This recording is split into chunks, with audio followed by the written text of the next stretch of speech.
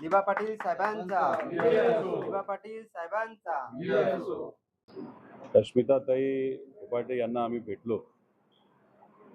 त्यांचा पूर्ण परिवार त्यांच्याबरोबर इथं उपस्थित होता हॉस्पिटलमध्ये। खरं तर फार ताकद असणारी ती मुलगी आहे, सामाजिक कार्यकर्ता आहे। सुरुवातीपासून शेवटपर्यंत दिबा पाटील साहेबांचे गुणगान त्या मुलीने तिथं गायले। त्यांचं कार्य, शेतकऱ्यांना न्याय त्यांनी कसा दिला, एक शेतकऱ्याची मुलगी म्हणून मी कशी लढते, अशा सगळ्या गोष्टी तिने तिथं सांगितल्या। तिचा फार प्रामाणिक लढा आहे। ती असेल व इतरही आंदोलन करते, उपोषण करते, यांनी खूप प्रामाणिकपणे हा लढा लढलेला आहे। काही दिवसांपूर्वी या आंदोलनाबद्दल आम्हाला कळालं आणि आम्ही सातत्याने आमच्या पदाधिकाऱ्यांच्या संपर्कात त्या ठिकाणी होतो।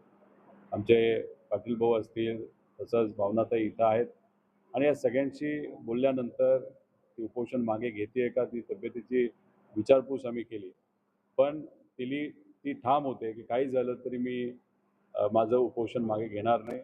शेवटी पर्याय न राहिल्यामुळे आणि आरोग्याची परिस्थिती अतिशय हलाखीची झाल्यामुळे या महानगरपालिकेच्या हॉस्पिटलमध्ये तिला आणण्यात आलं।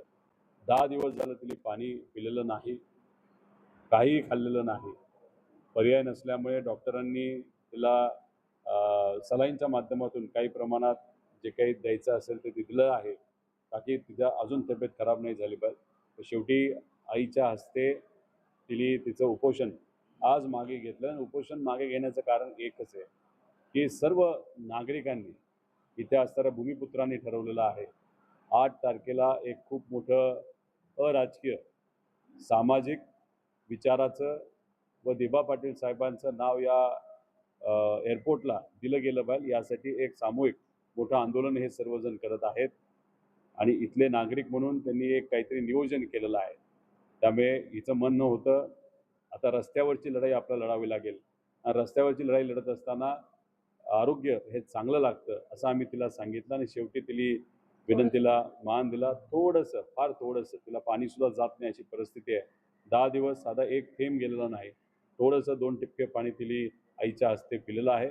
मी आशा करतो तिचं आरोग्य लवकरात लवकर तिथं बरं होईल आणि हा पुढचा लढा जो रस्त्यावरचा आहे, लोकांच्या पाठिंब्याने हा लढा पुढे जाईल आणि नक्कीच त्या लढ्याला यश आल्याशिवाय राहणार नाही।